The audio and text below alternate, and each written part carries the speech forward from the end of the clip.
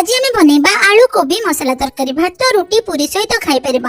एहाकु बनैबाकु हेले कोबी को आमे धोईकी प्रथमे गरम पानी रे फुटै दबा। फुटै सारला परे सेतिरे हाफ चमच लूण पकाइबा, ताकू गोटे जगह रे छाणी की रखि दबा। एबे कढ़ाई रे 2 चमच तेल पकाइकी सेई कोबी को 2 रु 3 मिनिट पर्यंत मीडियम फ्लेम रे ताकू घोड़ै घोड़ै भाजी दबा। ताहा जेमती गोल्डन ब्राउन कलर हे जिवो ताकू गोटे जगह रे आमे काढी की रखि दबा। एहाकु रखि साइला परे सेही कढ़ाई रे आमे 2 चमच तेल पकाइबा आउ 3टी आलू को धोईकी भल से काटिकी ताकू आमे 2-3 मिनिट पर्यंत ताकू भाजी दबा। भाजी साइला परे ताकू आमे काढी की रखि दबा।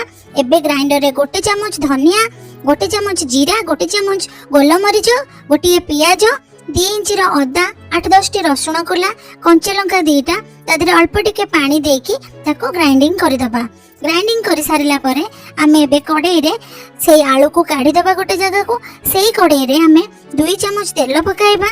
तेल टिके गरम होई गला परे आमे सेथिरे हाफ चमच जीरा पकाइबा आ 2टी तेजपत्र, छोट डालचिनी गोटे, चक्र फूल गोटे, जावित्री आ 2टी छोट अलैच को छेचिकी आमे सेथिरे पकाइबा। 2टी पियाज को भल से चुनचुना करी काटिकी आमे सेथिरे पकाइबा। ताहाको आमे लो फ्लेम रे 3 रु 4 मिनिट पर्यंत भाजी दबा, जेमति की तार कलर गोल्डन ब्राउन कलर हे जिवो। एथिरे आमे हाफ चमच हल्दी गुंड पकाइबा, गोटे चमच काश्मीरी लंका गुंड पकाइबा कलर पे। तापरे आमे ताको गोळै दबा। गोळै साइला परे आमे जो मसला को बाटी के रखिथिबा सेही मसला को ता देरे पकाइ दबा। पकाइकी आमे 5 मिनिट पर्यंत ताको घोड़ै की रखि दबा। 5 मिनिट परे आमे सेथिरे ताकू टमाटर 2टी के काटी की रखिथिबा टमाटर को पकाइबा। टमाटर पकाइ साइला परे लूण गोटे चमच पकाइबा। लूण पकाइकी ताकू टिके गोळै देबा। गोळै की ताकू 5 मिनिट पर्यंत लो फ्लेम रे आमे घोड़ै की ताकू रखि देबा।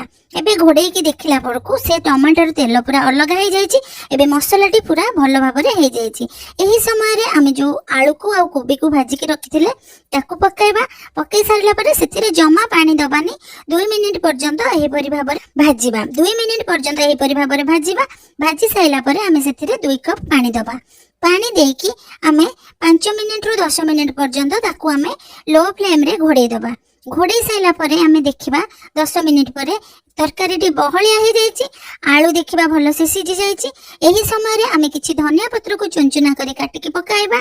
पकाइ साइला परे 5 मिनिट गैस बंद करिकी ताकू छाडी दबा।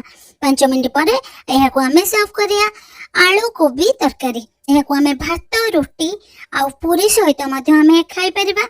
यह बहुत टेस्टी लगी थाए आ अति सहज रे मध्ये तैयारी हो जाय थाए।